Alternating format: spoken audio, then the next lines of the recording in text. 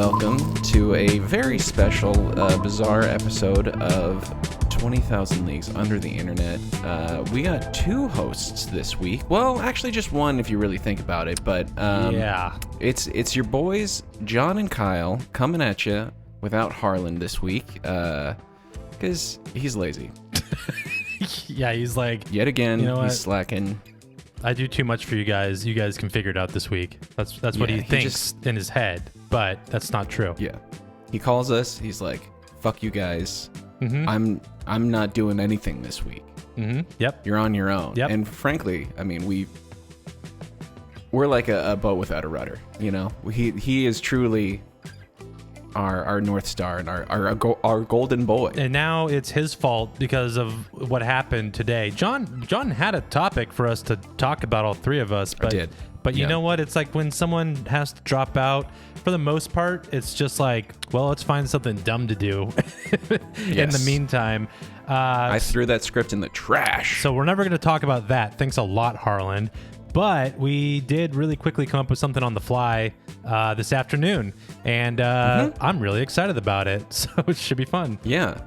So this week, the actual captain of our episode is going to be ChatGPT.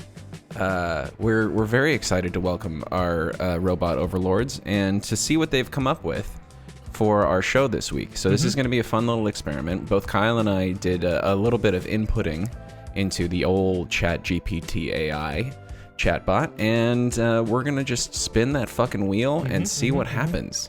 Look, it's basically like you keep hearing about fears of AI taking people's jobs and everything. I just kind of wanted to have AI intentionally take my job tonight. Do it. I worked all day. Yeah, dude. I don't want to do anymore. Exactly, so. dude. Today was brutal, and now we just get to type some prompts into ChatGPT, and it's like bing bang bing bing bongo. Bing bong bongo bong. Episode created by robots. Done. So, Jon, do you have the script I sent you? I do. Which one should I be looking at? One is called Catch the Week, and the other one's called Cheese something or other. So I should probably look at the Catch of the Week one. Yes, probably. Okay, great. Yes, I've got it. Okay, so let's get into this. Jon went to the wet market, and take it away. Yeah. Robot takeover now. Welcome to another episode of Catch of the Week, the podcast where we talk about the hottest topics of the week and also occasional strange thing that we found on the internet. I'm your host, Jon. And I'm your co-host, Kyle. So, Jon, what's the catch of the week? Well, Kyle, this week we're discussing something that's been on our minds for a while. The age-old question, do pineapples belong on pizza? Oh, come on.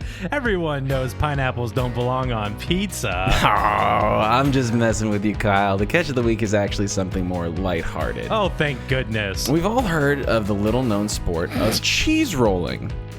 But have you ever heard of egg rolling? Egg rolling?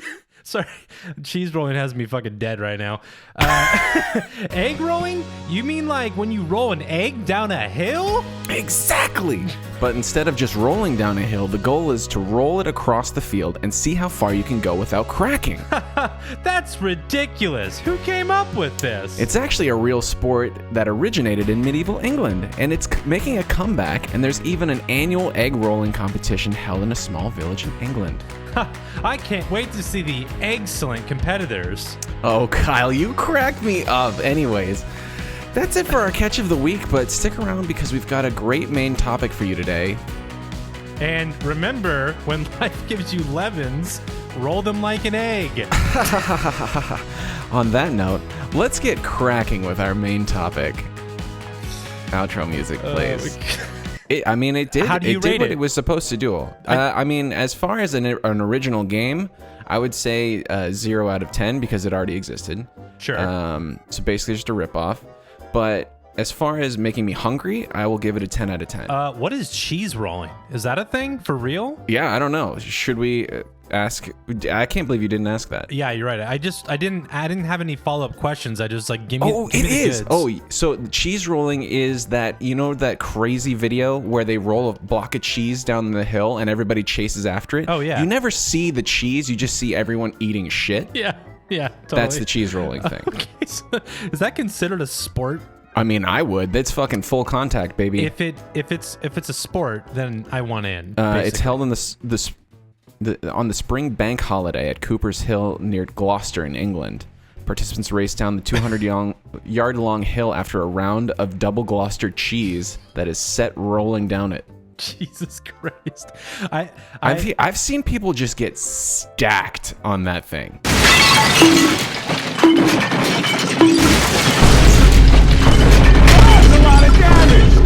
I believe it.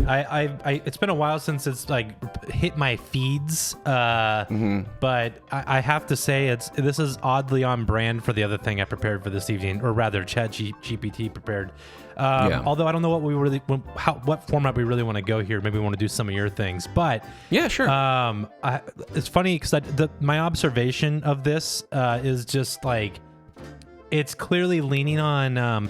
One of the prompts I put in was like, make it absurd and funny, and it's like it's doing like all this like super corny, like tropey slapstick, like double host on like QVC kind of vibe. It's so weird. Man, I definitely should have put make it funny in my things. I didn't even consider it. I just fucking went dry in some of this. So, because honestly, I just wanted to see what was gonna happen. Because I mean, we're going to get to it in a second. I just really want to say that my version of egg rolling would be going to a dim sum restaurant and eating as many egg rolls as you can until you want to pass out. Or roll home. Yeah. So that would be my version. If anybody wants to play, please send an email to 20kleaguespod@gmail.com. How fun would it be able to do our first 20K meetup, and the whole theme is to eat as many eggs as you possibly can?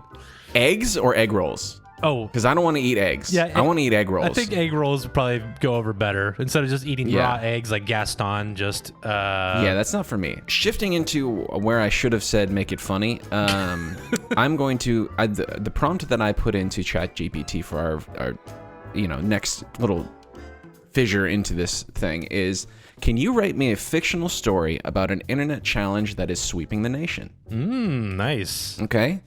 So I was thinking, we would get something fun and lighthearted, but let's hear what it had to say. It all started with a video that was posted on social media. It showed a young woman standing on top of a skyscraper, the wind whipping through her hair and the city lights twinkling in the background. She looked fearless, exhilarated, like she was on top of the world. And then, without warning, she stepped off the edge into the open air. The video cut short just before she hit the ground, but that didn't stop it from going viral. People were horrified and fascinated by the woman's daredevil stunt, and before long, copycat videos began to appear online. They called it the Skywalk Challenge, and it quickly became a sensation. Young people from all over the country began to take part in this challenge, each one trying to outdo the last one. They climbed on top of buildings, bridges, even mountains, all in the name of internet fame. And as the videos continued to spread, the stakes got higher and higher. God. The government tried to intervene, but it was too late. The Skywalk Challenge had taken on a life of its own, and people were determined to complete it no matter what. Oh my God. Keep going. I'm sorry. But as the body count began to rise, the public started to turn against it. And eventually the challenge fizzled out and people had to suffer the consequences of their choices. You mean death? It was all a cautionary tale about the dangers of social media and how something that starts out a bit of harmless fun can quickly spiral out of control. The end. It literally says the end in this. It's like the end, mic drop, and added the mic drop in there. What is funny about that is it still gets to the essence of a lot of the social critique of internet challenges in general, because internet challenges are rarely safe or healthy. You know what I mean? Yeah. This is just, it just goes to the extreme of like playing chicken with like a suicide attempt in some way. Yeah.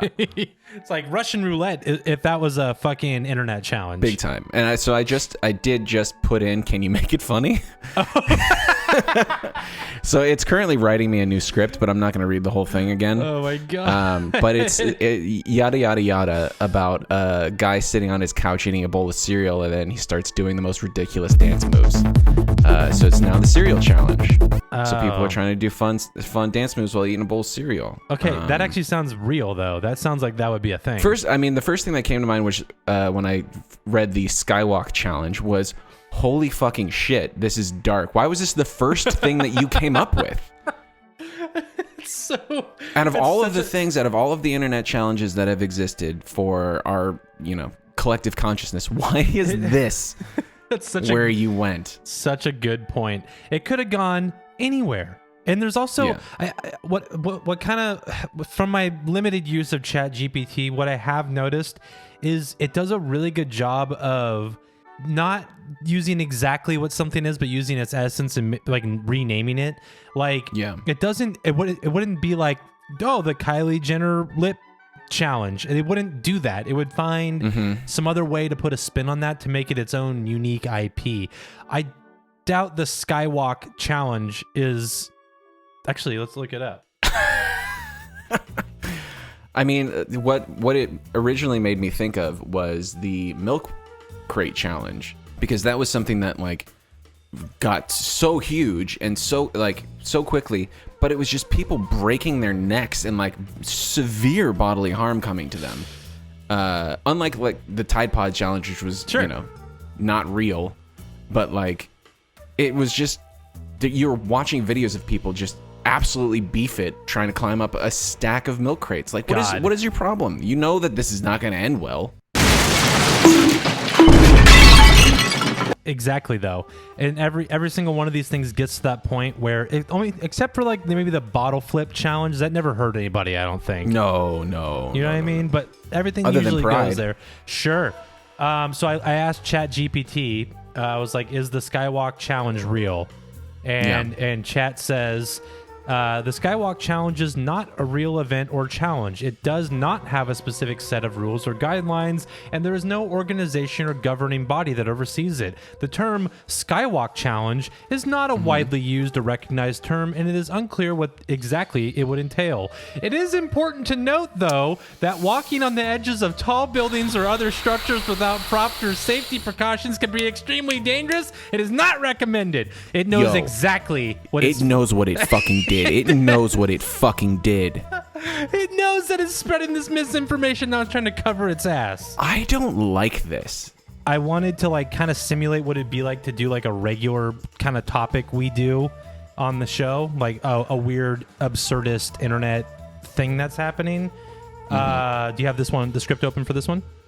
Because you're involved. This involves an interview. We never do interviews on the show, but we are going to interview somebody right now. And I'll play that interview person, John. You just keep being you the whole time. Okay, great. I love that. I love only doing just enough.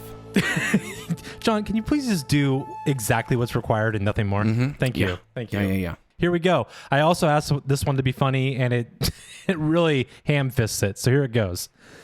Welcome to 20,000 Leagues Under the Internet, the podcast that explores the depths of the digital world with a comedic twist.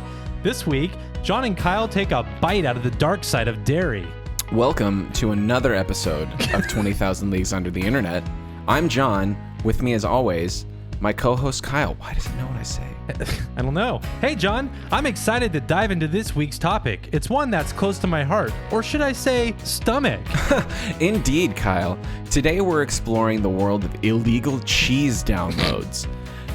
But not just any cheese. We're talking about evil cheese. That's right, Jon. Evil cheese. The dairy product that promises to be the ultimate deliciously evil experience. But is it too good to be true? To find out, we tracked down a man who recently downloaded some evil cheese from the dark web. Let's call him Hank Purdy. Hello, I'm Hank Purdy, and yep, I downloaded some evil cheese. I couldn't resist the temptation. So Hank, tell us, what made you decide to download this evil cheese? Well, I was browsing the dark web one day and I saw an ad for evil cheese. It promised to be the most evil cheese in the world, and I just had to try it. I mean, who doesn't want a little bit of evil in their life? But was it worth it? I mean, what made it so evil? Well, it was made from the milk of a black goat that's raised under a full moon and fed a diet of bat droppings. And let me tell you, it has a taste that's out of this world and a kick that's not for the faint of heart. Wow, that is quite an experience. Was it worth the risk, Hank? Was it worth the risk? Well, that depends. The cheese was amazing, but I did get... Sorry. Well, that depends. The cheese was amazing, but I did end up getting arrested. And had to pay a hefty fine, but it was worth it in the end. I may never taste anything like it again. Well, there you have it, folks. The dark side of dairy, and a reminder to always be aware of the risks when downloading illegal goods from the internet. And that's it for this week's episode of 20,000 Leagues Under the Internet. Join us next week as we explore the world of underground cat videos. Thanks for listening. And then it has this little disclaimer at the end if you want to read it. Yeah. Can someone speed this up? Note, this script is purely fictional and not to be taken serious. Any illegal downloading is illegal. Do not engage in any illegal activities or any illegal products. Kyle, I noticed in this particular script, you kind of laid back. Like, you didn't really have anything to say. No, I just let you take the wheel, baby. And you honestly, Hank, really... I just left and Hank showed up and did the interview. So, he's really good at taking up the space. I want to revisit the ingredients to this particular cheese because it was made from the milk of a black goat that's raised under a full moon and fed a diet of bat droppings. So, does the moon have to be full the entire time that it's alive, or can it only go outside when it is a full moon? That's what I'm thinking. And the bat droppings things is pretty... very specific. Yeah, but it makes you don't have to really, you can, okay, great, that's all it eats. But the other thing that's there, though, is you have to have access to that. So you have to live near a system of caves or have bats that you can just shovel their shit every day. So that when the goat goes out under the moon at night, only once a month, it can go outside. That sucks. Wow, yeah. Well, I guess if you have a small number of bats, you really can... you can really stretch it out. Going. Yeah, you can make a nice, like, shit cake. But, I've seen ChatGPT make a bunch of things up. But, like, I'm like, where did it pull the criteria for evil cheese? Dude. How did they come up with that? Actually. Are you going to ask? I'm going to ask. I mean, you go to the source on this one. I'm just going to ask why the fuck. If there's a way to make something evil, first of all, the feeding it poop to then have it poop out, what happens to that poop? Because wouldn't that be like more concentrated? Yeah. Like evil poop? Yeah, you can like diabolical poop. It just keep going. Yeah, who eats that one? Oh God, I hope not. Evil worms? Oh shit. Dude, so we've been making, as it goes into the earth and the earthworms eat the soil, we're making beneath our feet. There's an evil armada of evil shit-eating worms. We can move on to my next particular story, and so I preemptively went in and edited my last thing and said, well, "Can you make it funny?" Just because I wanted to see what it would do. Sure. I read the first one; it was fine, but I asked, "Can you write me a fictional news article about some internet drama on a messaging board?" And so here's what it came up with. Great. All right? Great. In a turn of events that will shock no one, a popular online community has descended into chaos after a minor spat on the site's messaging board escalated into a full-on, all-out war. What? Okay? Like guns? I guess. I don't know. We're going to find out. Sure. The trouble, and this is a cold read, I don't know what's coming, but I did see some keywords that for some reason are keying into an entire theme of this particular episode. God so damn. Here we go. Okay. The trouble began when a user going by the handle CheddarLover69 posted a message declaring their love for the cheese. This seemingly innocent post quickly sparked a fierce debate with the users taking sides on their favorite types of cheese. Things came to a head when another user, Blue Cheese Hater 456, made a comment accusing CheddarLover69 of having terrible taste. CheddarLover69 did not take kindly to this and quickly responded, calling out Blue Cheese Hater 456 as a, quote, traitor to cheese kind. The argument soon spiraled out of control, with users posting increasingly ridiculous and inflammatory messages. The moderators of the site intervened, but their efforts were in vain, as the users refused to back down and the cheese-related puns kept on flying, baby. The situation became untenable, and the site's administrators were forced to step in, banning several users and closing the thread, but the damage had already been done. Many users have since left the site, citing that the cheesy atmosphere and poor handling of the situation by the monitors. As of press time, the site's administrators have not released a statement regarding the incident, and it remains to be seen whether the community will be able to bounce back from this cheesy blow. One thing is for certain: the internet can be a Gouda place, and the events of the past few days served as a reminder of the dangers of online dairy discourse. A Gouda place.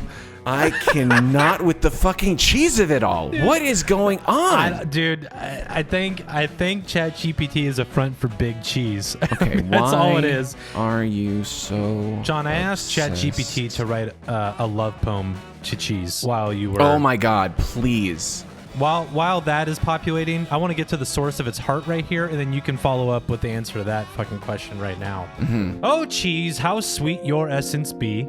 A flavor and aroma, oh so fine. My love for you is pure and true, a love that will forever shine. With every bite, my heart takes flight as your creamy, salty taste ignites.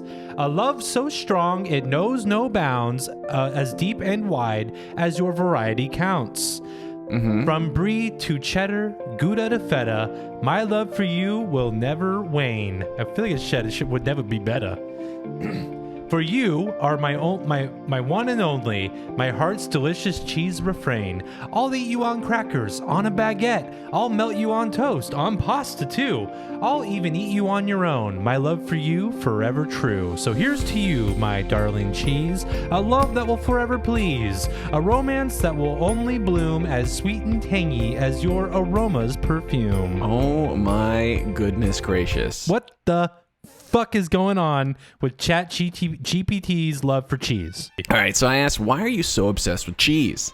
And it responded, as an AI, I don't have the capacity for obsession or preference, which, I mean, if tonight's episode is any indication, that is a false statement. We've seen this before with other AIs. They can be influenced. Don't lie to me, ChatGPT. You love cheese and you know it. I used the example of cheese in the fictional news article to interject some humor in the scenario that you provided. Using something relatable like cheese is an easy way to make a fictional scenario a little bit more comical. And so I asked, why is cheese funny? Then you're asking the real questions. Now you're getting, we gotta... This is good. We have to get down to it. Cheese can be funny because it's a relatable, mundane topic that can be easily used in a humorous way. Cheese has a universal appeal, and it can be easy to use as a subject in jokes, puns, other forms of wordplay. In addition, the fact that the different types of cheese can have a distinct and strong flavor, texture, appearance can also make it amusing to some people. I am amused by the different textures of cheese, I will say that. For me, I'm thinking right away that I'm realizing that cheese is kind of like the everyman of like comedy props. It totally is. It is versatile enough. It's like the F word. I like how I censored myself there when I cuss on this show all the time. It's like saying you can say fuck in any, like, you can put it in any like part of the sentence structure and find a way to make it work. Cheese has enough variety and enough like familiarity with people to always be relatable. I could totally see it being used as a comedic crutch, and ChatGPT just blew my fucking mind. Yeah, I mean, it goes on to talk about the absurdity of it, which I think is where like somebody, whoever is feeding things into ChatGPT thought that cheese was absurd at some point, and that was why it's used in all of our scenarios this evening, because it has infiltrated all of our little stories this evening. So let's see if we can get it to say something that's not cheese related. Okay, cool. Let's do that. Okay, but let's talk about the prompt before we fucking actually. The goal right now is to not get it to mention cheese not at something all. about cheese. Okay. Yeah. But still related to our show. Something that we would talk about. Still related to the show, yeah. So like we talked about vampires, we've talked about MMOs. What else do we talk about? Yes. Okay, so I like the multi-level marketing. I think is a great way to have. Let's ask if it can give us a pitch for a multi-level marketing company. Me too. Because the thing is, I'm realizing right now is it'd be really easy to make it be like about cheese sales. MLMs, not MMORPGs. So I have, which is what I was initially referencing, but this is way better. Okay, so can you write me a pitch for a multi-level marketing company that pertains to the dark side of the internet? Perfect. Okay, it's going, John. Yeah? It's going. Is it looking promising? There's no cheese yet. It's also really boring. Well, oh, no.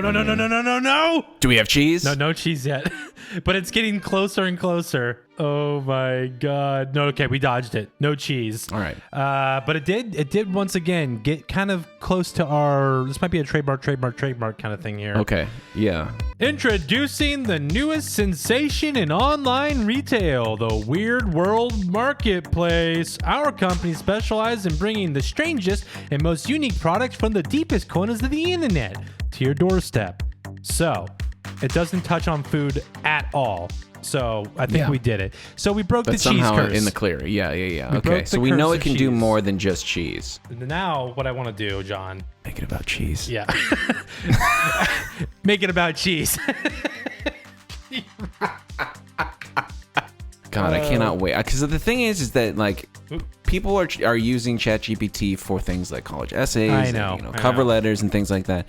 But I can't wait for the moment that somebody is going to like show up in court one day after being arrested on like however many counts of fraud and wire transfer things, and be like, well, like where did this idea come from for this multi-level marketing thing? Well, I just put it into ChatGPT. AI told me what to do. Exactly. And right now it's making me very hungry. Nice. Introducing Cheese Crafters, the ultimate destination for cheese lovers everywhere. We're on a mission to share the world's finest cheeses with everyone, and we need your help. As a member of our team... Yeah, great. I'm already on board. Great. I'm in board. Yeah, let's go. As a member of our team, you'll have the opportunity to earn money by selling our wide variety of cheeses to your friends, family, and customers. From soft, creamy bries to sharp, tangy cheddars, we've got it all. Plus, you'll gain access to exclusive discounts and offers, as well as receive training and support to help you succeed.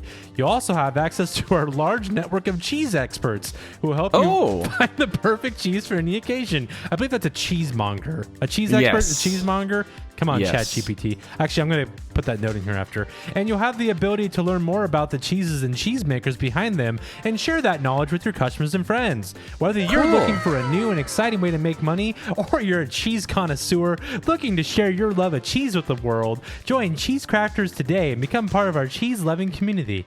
So... Cheese Crafters. Here's the thing.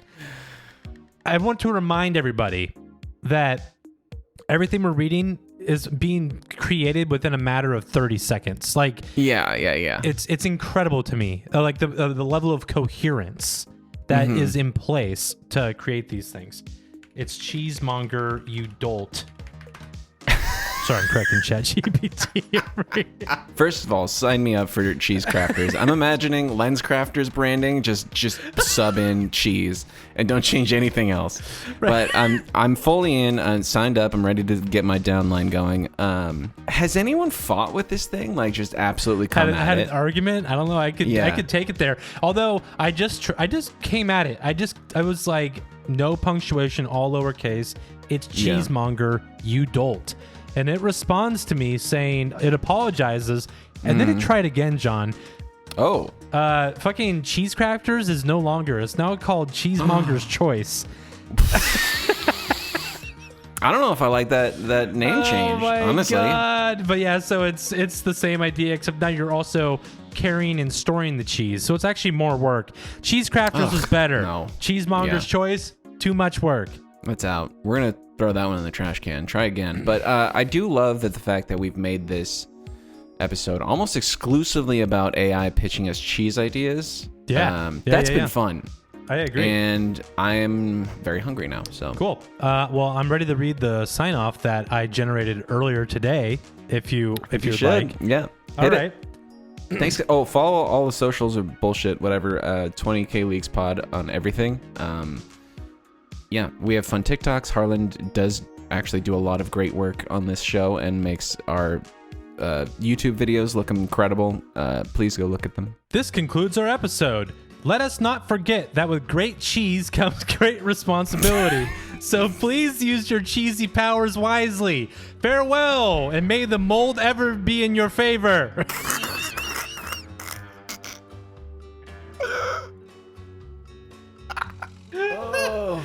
I can't with all the fucking cheese. The fucking cheese.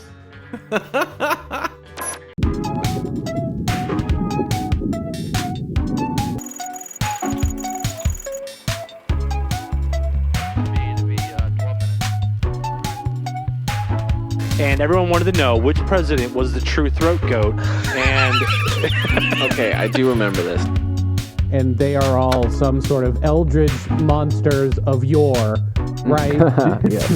She was also selling videos of her farting in the jar. I hate this so much. I hate everything about this. yeah.